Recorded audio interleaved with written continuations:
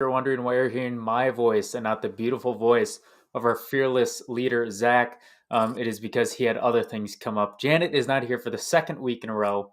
Um, she didn't like that we placed a franchise tag on her, but you are in the right place. Let that be known. This is another episode of Lombardi Sweep. I am Trevor Land, of course, and of course, as always, with me is also Luke Reimer. How are you doing today?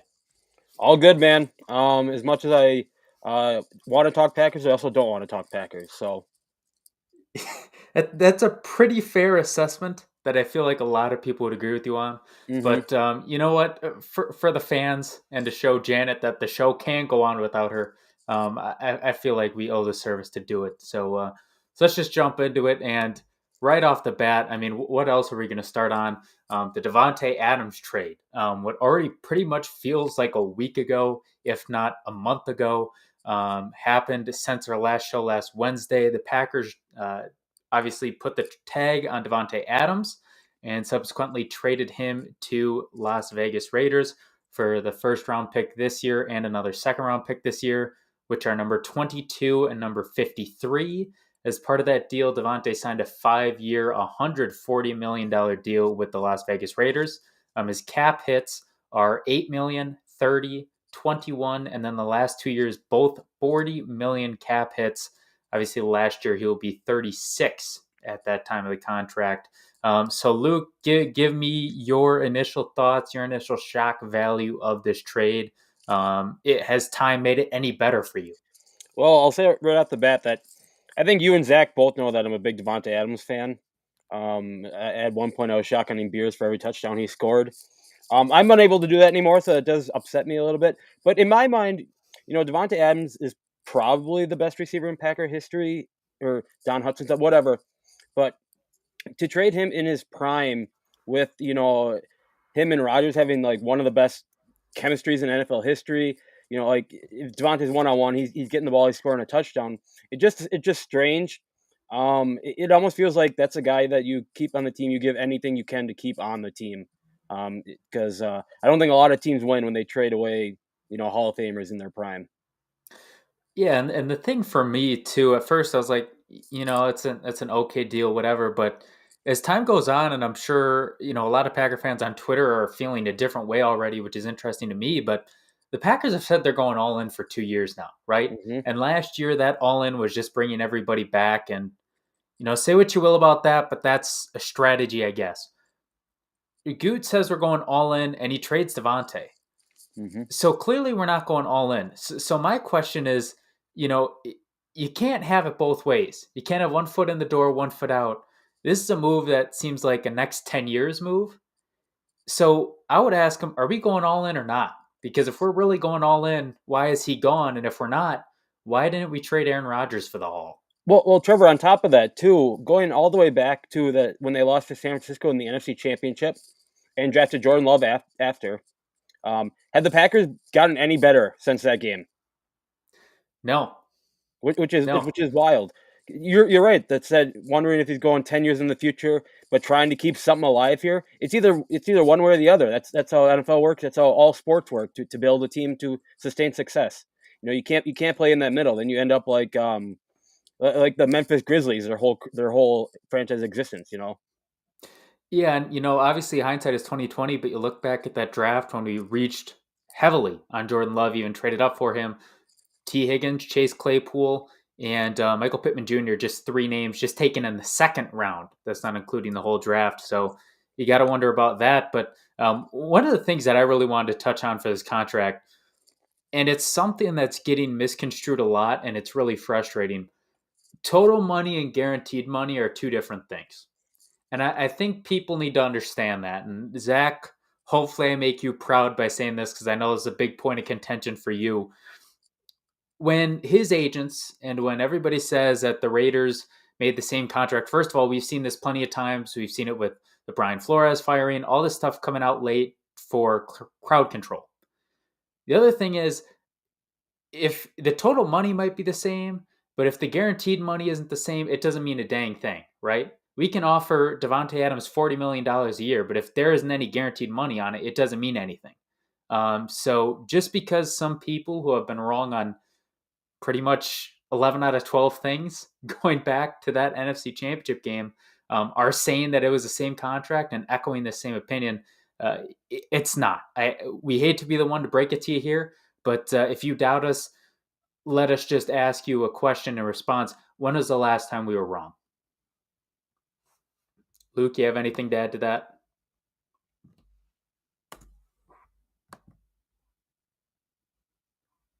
Oh, Luke, it seems you are muted. It's tough. We've been talking all year that the Packers media. Well, obviously we're probably biased. We see more Packer media. I'm sure every team sees their own media as much as we see Packer media, but that nobody has any idea what's going on. People are just trying to get the first scoop and not getting stuff right. And this is just another situation where you have people who think that they know about football, all of football, in one of the biggest spots that you need to know all about football, which is a shame, but it is tough.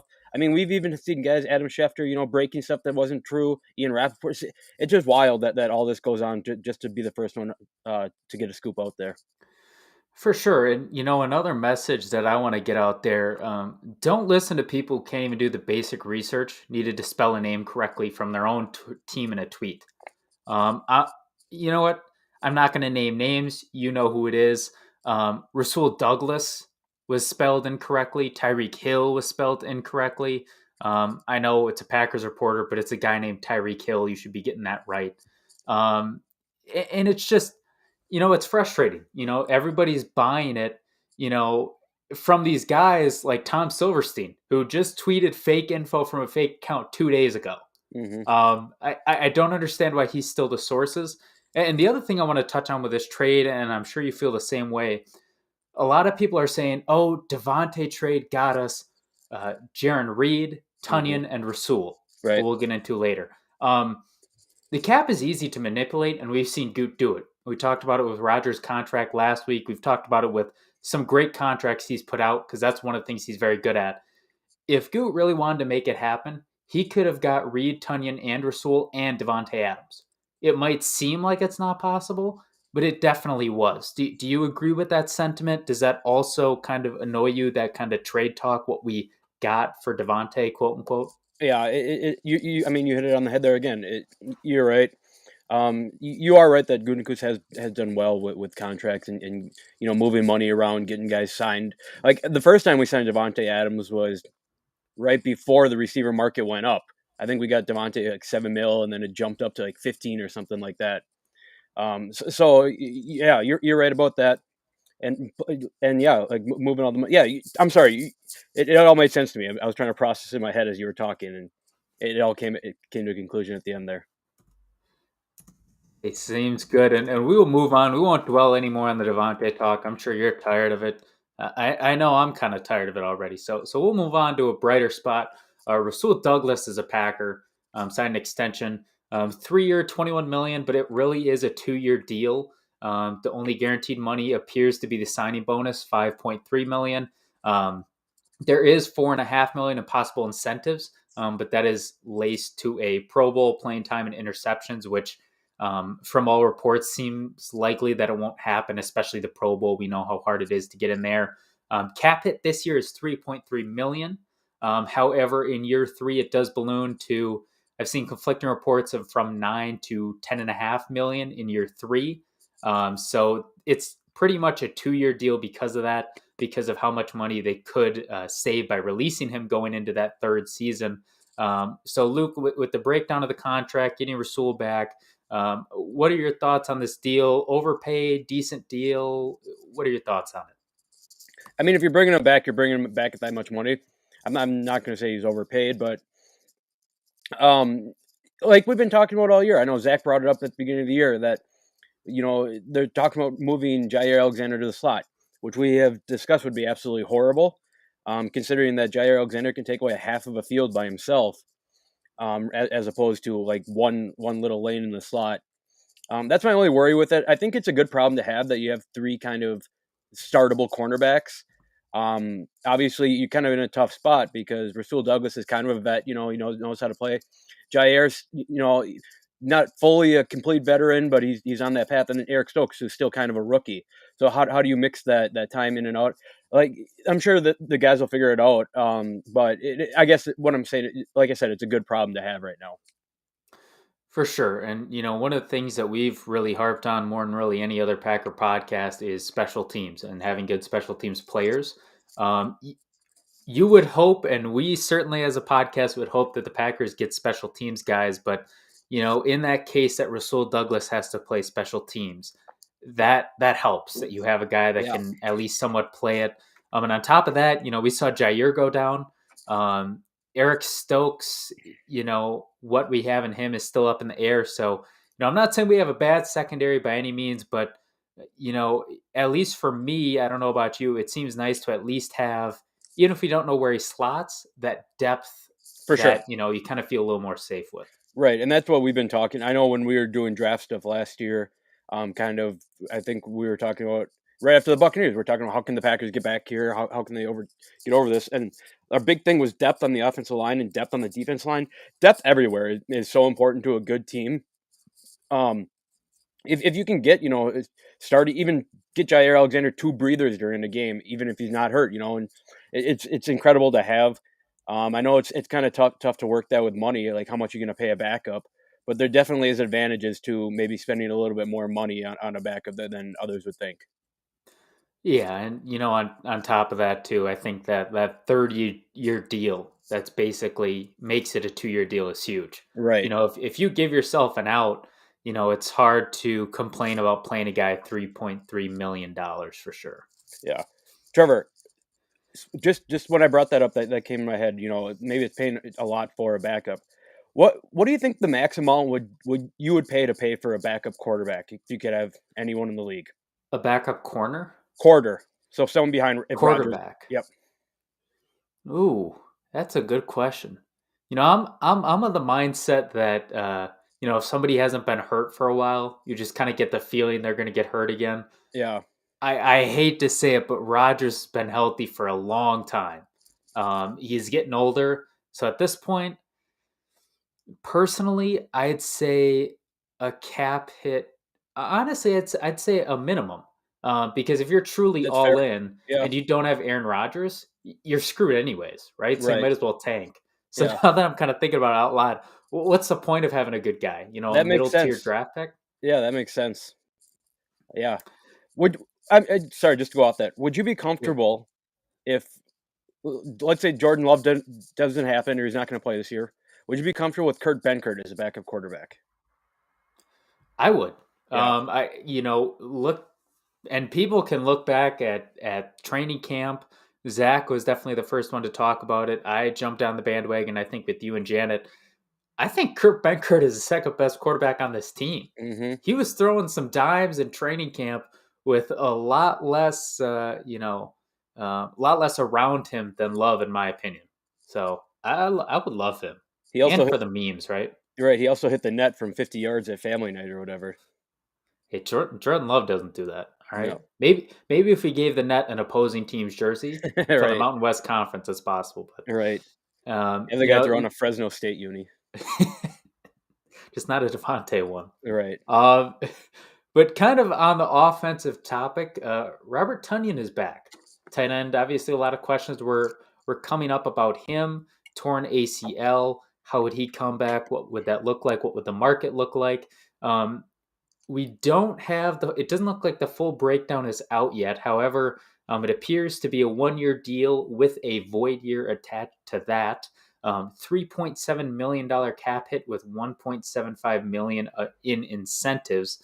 The only thing we have to go off of right now is Silverstein. So, take that as you will, right? For sure. But if this is the deal for Tunyan, knowing he cannot come back probably till week 9 or 10, is this too much? Is this too little? Is this a product of the market? How are you looking at this? Well, see, I don't know, because right now the Packers' number one pass catcher is a guy known for run blocking. So there's obviously a need to catch passes. If Robert Tunyan's not coming back, until mid to the end of the season, how are you going to win, 6 games that you're going to be in the playoff hunt at that time? And with the obviously the draft's coming up and free agency still going on, but with the receiving core they have right now, there's not much that I love out there for receiving talent. So I don't know. I'm sure Rodgers can make anyone good. It's just a matter of can that person help Rodgers like Davante Adams could help Rodgers. Yeah, for sure. And their tight end market has been weird this year. Obviously, Evan Ingram got paid. His cap hit is going to be about $9 million. That doesn't really make sense. But outside of that, you got Hayden Hurst at about 3.5, OJ Howard 3.5, Tyler Conklin 3.3, CJ Uzama at about 4.5. But you do have tight ends on the market. A lot, Obviously, a lot of those guys you just named, I'm sorry, are going to be backup tight ends at their spot now yeah. too. Yeah, and obviously your guy Jimmy Graham is out there, Ebron, Jarwin, Cook, Ferkser, Croft. We've talked about these guys. Even though you're not getting Tunyan until the second half of the year, you have to feel like none of these free agent guys really pop out, do they? Mm-mm. And so it's gonna suck. It's gonna be interesting to see what those guys get. Because this seems like a lot of money for Tunyon in this for only being able to play the second half of the season. However, if he was offered by a team that is a contender, maybe that's all they really need. Second half type of the season type of guy. Um, Obviously, now with Tunyon back, that's another at least second half of the season target. Does this have you feeling a little less uneasy about the wide receiver dilemma, or do you think a tight end like Tunyon, as good as he is and can be, can't replace what we're missing? Well, here's the thing that I thought about is I wonder how much faith they have in Josiah DeGuara. If they're not reaching out and trying to grab a free agent tight end. I know he got a little bit involved at the end of the year and caught a couple passes or maybe one or two passes in the San Francisco game. So I'm almost wondering if that might be a split. Maybe the first couple weeks when Robert Tunyon comes back. But no, Trevor, I do think that this helps the receiver core a little bit, right? You have someone who has at least some chemistry with Aaron Rodgers, someone who who can catch touchdowns. He had 11 2 years ago. Um, but I mean, when you're talking about Davante Adams, if you combine the last 2 years, he almost had 3,000 yards and what was it, 29 touchdowns? I mean, that's not replaceable. On the team, there's only one player in the league who can do that, and he's now on the Raiders. So it's going to have to be by committee. You're going to have to get guys hot at right times. There isn't going to be a guy that Rodgers can rely on that we saw him rely on in the San Francisco game with Davante Adams. Yeah, Tunyon is for sure going to have to step up. And to your point, those 3,000 receiving yards, it's not replaceable, right? You don't get three receivers that can get you, 500 yards a season and say, hey, Mm-hmm. 500 plus 500 plus 500 equals 1,500. That's not how it works. The double teams, the attention he gets, the moves he can make, it's your point, that's not replaceable. So obviously, I would agree. I think that's still a huge thing. Do you think there are any receivers, or maybe even, heaven forbid, a second tight end, your buddy Jimmy Graham, that can help kind of alleviate that pain right now? Well, like I said before, if you can get a guy out there who has experience playing wide receiver that Aaron Rodgers can throw the ball to, you're going to succeed in some capacity. There's just not a name out there that screams game changer, is there? I know everyone's like Julio Jones. Like, no, the dude can't stay healthy. Zach said that if he slips on ice in Green Bay, he's out for his career. Jarvis Landry, did he sign it? I don't think he signed anywhere, but No. he's kind of a drag slant kind of guy. Not a huge, post take the top off the defense kind of guy. I mean, Odell would be great, but he's not going to play next year. There's just so many red flags around all these guys out there. Yeah, for sure. And obviously, you have Will Fuller. His health definitely has to be questioned. Demir Bird, he's kind of like that slant. A ton of names here. And there was, Zach did tweet out something about teams getting calls about Davante Parker. We've seen him be a solid two. He was an okay one for the Dolphins this year. Would Two questions kind of off of Davante Parker with the recent Hill acquisition? One, would you be happy with trading for Davante Parker? And if so, what would the haul be that you would be okay with to get Davante Parker in Green Bay? So yes, I would be okay with that trade. Um, I just don't think Miami would do it because Jalen Waddle and Tyreek Hill are both very small. They don't have a big big receiver to throw to. Um, but what are you going to give up for him? I mean, we saw Robert Woods go for a 6th-round pick. I know that he would coming off an ACL, but Robert Woods is a damn good player. I'd say better. I think we both agree better than Davante Parker when Robert Woods is in his last couple of years. So I'm thinking, would I even give up that for Davante Parker if that's what receivers are going for? I don't know. I mean, if you want him, maybe a 4th at best. I don't know if you have any building blocks off of that, but Yeah, it's weird too because you look at Amari Cooper, great receiver. Granted, his salary cap hit of about $20 million. That's a big number, but yeah, he also only went for a 5th. So understanding that cap hit moved into it, but still, obviously they probably wouldn't have gotten anything more than a 4th for him with a reasonable cap.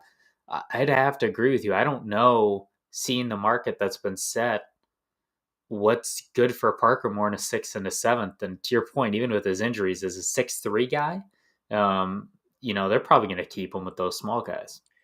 and the thing is too, all these people on Twitter that I'm sure you see, like I said before, like Packers Twitter's, they're saying, oh, we can get rid of Davante. Now we can grab 2 receivers in the draft and sign a veteran.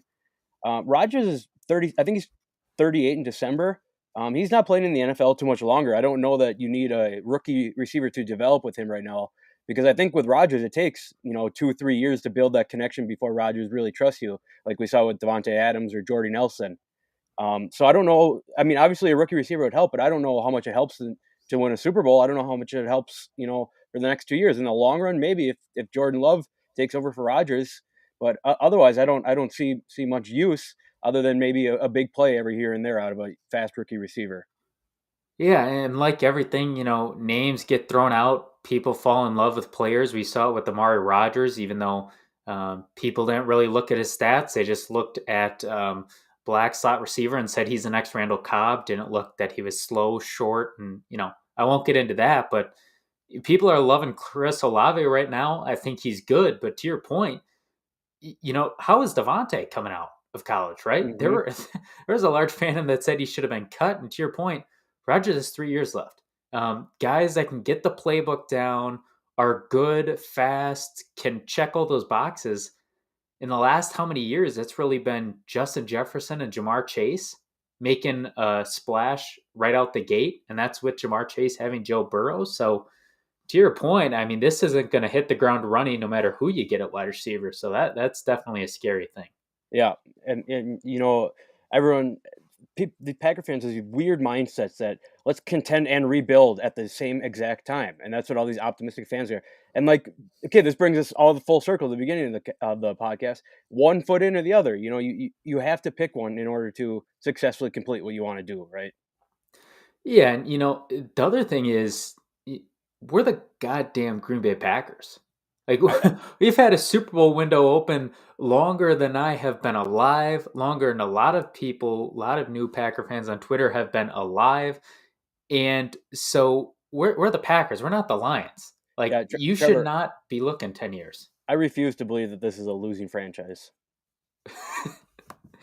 So I mean, hey, it's just that continued success, thinking 10 years down the road during that, as much as I love them, that's a Lions, Browns, Vikings, Bears mentality. Hmm. And it's just, man, is it tough to see it. Yeah, hey, I want to shout out Randy watching on Twitch too. You said they can get a great receiver. Very curious. Anyone in mind? I know there's a lot of names floating out there. I just like to hear people's opinions on good receiver core to fill Davante's spot. Yeah, and the other thing I saw too was some people were mad about the haul we got for Devontae compared to Hill. I think people Hmm. need to understand Hill is 2 years younger. That's huge. 28 versus 30. Obviously, we know how big the 30 number is in the NFL. Um, Obviously, the contract situation is a little different, but speed kills, man, in the NFL, and people love to fall in love with it. So that's He's something to keep in yeah, mind he's like the best game changer in NFL history. So he's definitely going to get his money worth, whether he's a good receiver or not. for sure. And another signing for the Packers, I believe this was today or yesterday. You know what? All the days are going together. It's March Madness. The Packers are in flames. So who cares what day it was? But Jaron Reed, I apologize if I mispronounced it, defensive lineman, signed him from Kansas City, free agent. Um, Reed started in all 17 games during the season with Kansas City. He had 43 combined tackles, 2.5 sacks, 2 forced fumbles, and 12 quarterback hits. In 3 postseason games, he had 13 tackles, 1 sack, 1 hit. And in 89 career games played, he has 237 combined tackles and 24.5 sacks. Luke, what do you think about this signing? This guy hopefully sliding in next to Kenny Clark this year. So that's obviously the big thing, right? Is Kenny Clark may not have to face double teams and triple teams all game, because we all know what he can do in the run game, what he can do in the pass game from that nose tackle spot. And Kenny Clark's interesting nose tackle because he's kind of a slimmer guy, but I think he's a wrestler growing up, so he can get those angles. That's just weird how football can work like that, right? Trevor, did you say I know me you and Zach discussed this before, but was Jerron Reed, was he in trouble ever? Yes, and that's a thing that I will go off of. Suspended for 6 games for the NFL for personal conduct policy. I'll go into that a little deeper after that, but yes, Okay. Yeah, but it's a body, right? I feel like I say this every show. It's a body, but it's a body who can play. I mean, he's proved that. You just listed off all the stats there. If not else, he can fill a hole. Kind of that that Tyler Lancaster role, right? If you can't get anywhere, just fall down and you fill a hole. Jarron Reed's a good player. It'll help the defensive line a lot. It'll help the edge rushers a lot. I mean, this may free up Rashawn Gary to maybe finish more than half of his sacks this year, and it'll definitely help Preston Smith out. I'm sure he's most happy about this. for sure. And you look at the Packers when they won the Super Bowl, when they had arguably outside of this year, the best defense they've had since, gosh, the '90s, right? Yeah, Since Reggie gotta White. be. They had BJ Raji plugging the hole, and they had guys like Cullen Jenkins doing it too. Hmm. And that's why they got their pressure, because when you're bringing linebackers and they don't have an extra guy for them, or they're going one-on-one, that's where it hits. And if this makes Kenny Clark's job easier, we saw what Kenny Clark did this year. Hmm. That's a heck of a sign, in my opinion.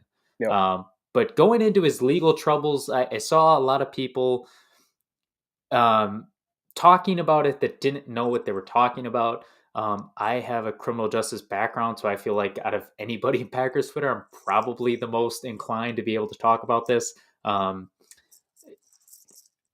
academically, correctly, I should say. It was a 4th-degree assault charge, which is a misdemeanor. Obviously, people hear assault. I believe it was assault or battery. They kind of go hand in hand at that level, at that count. 4th degree.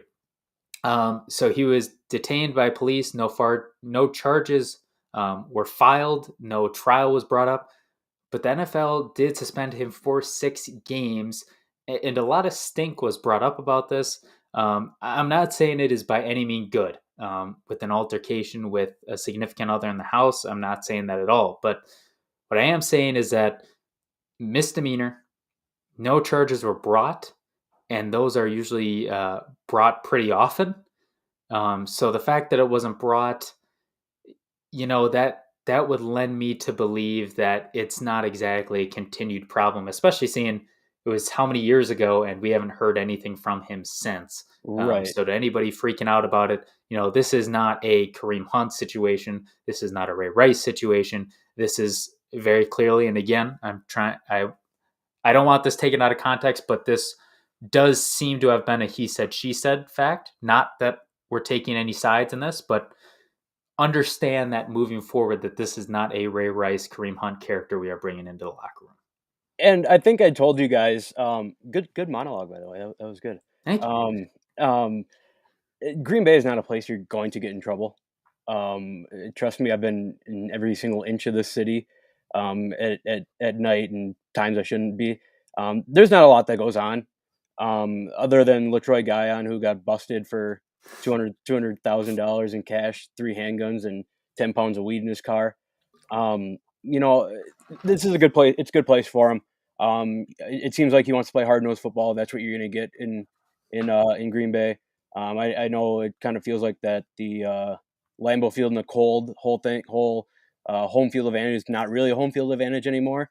but he's a guy who can probably play in the cold and match up with some guards and centers and drive him back a little bit. I'm very excited to see how he does. And Trevor, you know who else's benefits TJ Slayton. Now he has a little bit more time to learn how to breathe. Absolutely. You can get the oxygen mask with them on the Right. field, maybe. Who knows? And, I might as well get ahead of it because I know people are going to start talking about this. Yes, he does have other run ins with the law if you count traffic tickets and moving violations. I mean, really, right? Just like, let's keep that in mind. It's moving violations. We I think almost all have them. Yeah, I think I got no less than 50 parking tickets in my 5 years at UW Lacrosse. Not that bad. And I think that leads to a question as to how you racked up 50. But Okay, that'll be for maybe a different yeah. podcast. I mean, they don't mark the roads correctly. Is first of all. Second of all, is I pay to go to that school. I shouldn't have to pay to park on campus. And then, so one time I got one. My car was in the shop. I take my cousin's car, and I got one a ticket with his while I was working at the school. And then they started putting all these pay for park areas by the school, so everyone started like parking on the street further back, and then it was back towards our apartment. So there's nowhere to park on our street, so I had to go wait on. Yeah, it was a whole process that I got scummed So, out of. so to everybody watching in UW Lacrosse, get your shit together. Yeah, Take that from this podcast, really. And then one of the last things that I have, touching on special teams. I talked about it a little earlier. This is going to slip through the cracks for a lot, but not us. Equinemius St. Brown, EQ, he went to the Bears on a 1-year minimum contract.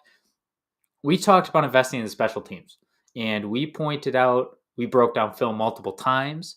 We talked about it all the time. EQ is the best special teams player the Packers had.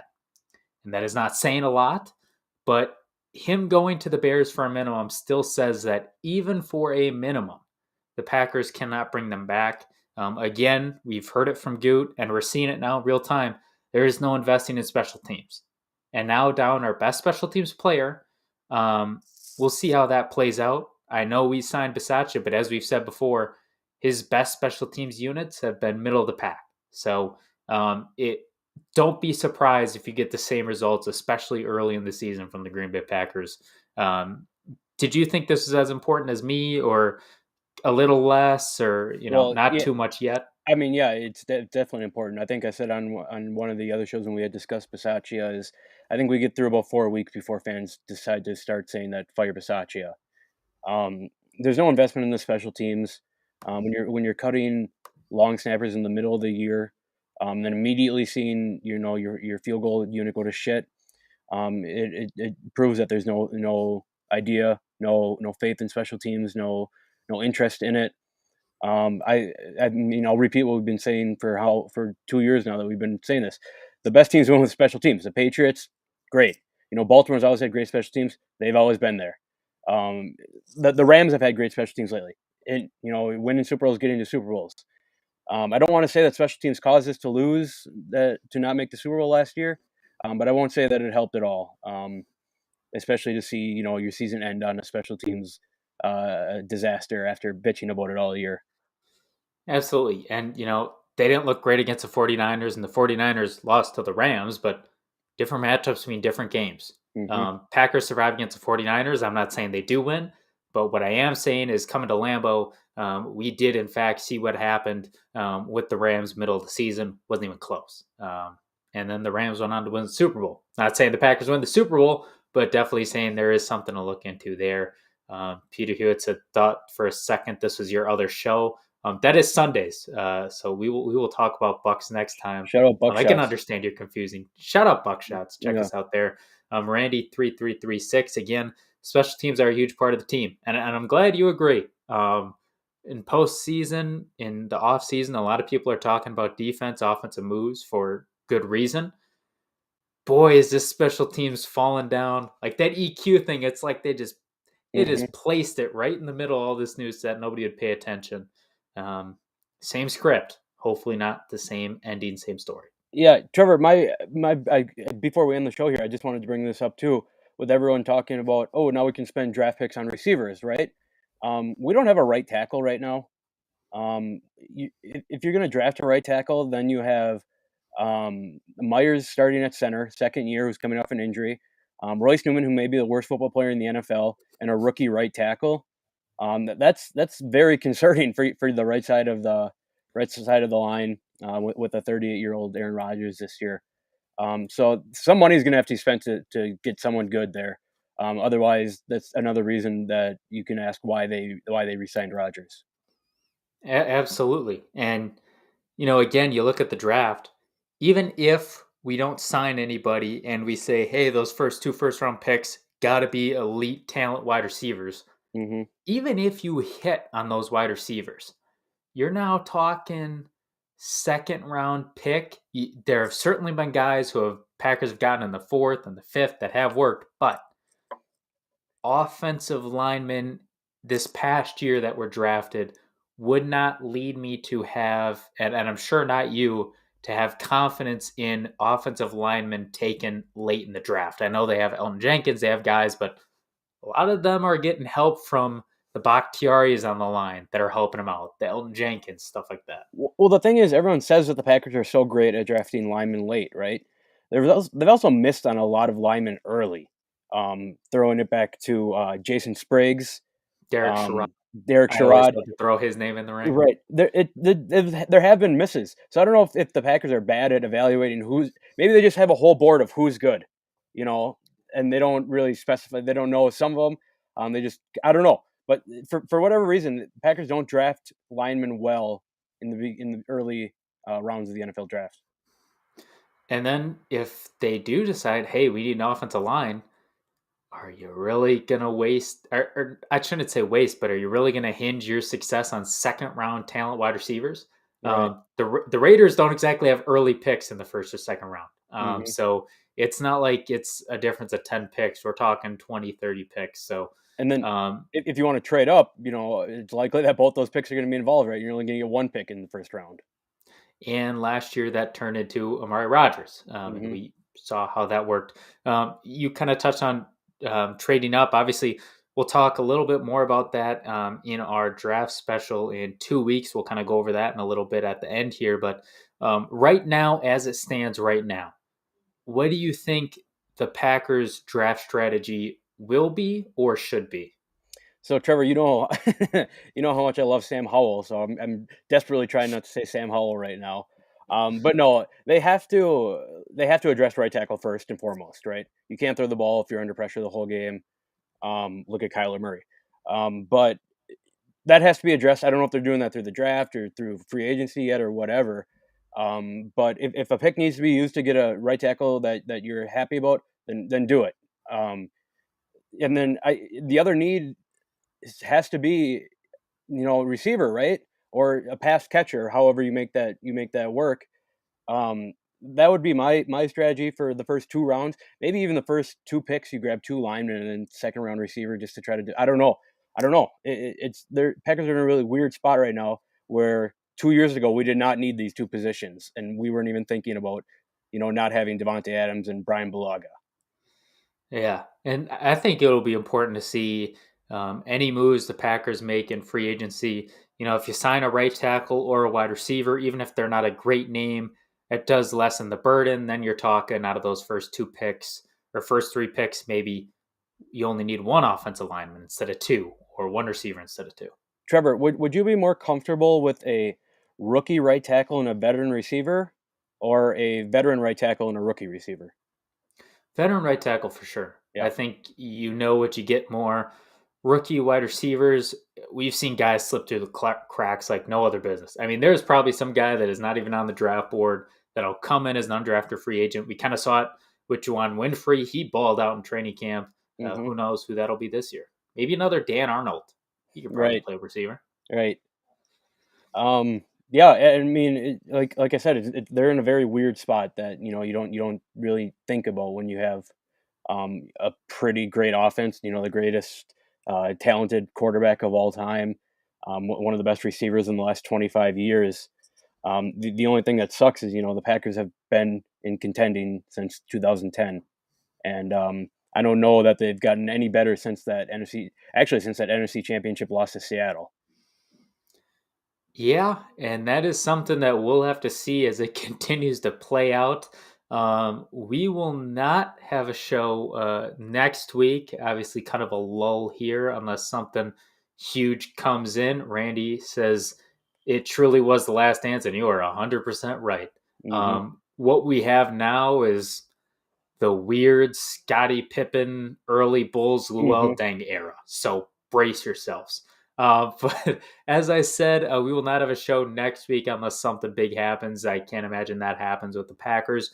We will be back in 2 weeks, though, for kind of talking about the Packers draft. As always, hey, go check us out on Flurry Sports. We are once again killing it. March Madness, Packers. Go follow Luke on Twitter at Luke Rhyme, correct? No Hmm. numbers. All right. Me at Trevorland2. Go text Janet Wilson. Where is the Queen of Packers Twitter? Tell her to come back to the table for contract negotiations or just take the tag. Our fearless leader, Zach, will be back. Follow him at Fantasy Flurry for Packers News. Like the show, share the show, rate the show, but only if it's 5 stars. As always, we will see you later. Have a great night. This has been Lombardi Sweep with Trevor and Luke, the dynamic duo, back again. And you all have a good night. Peace.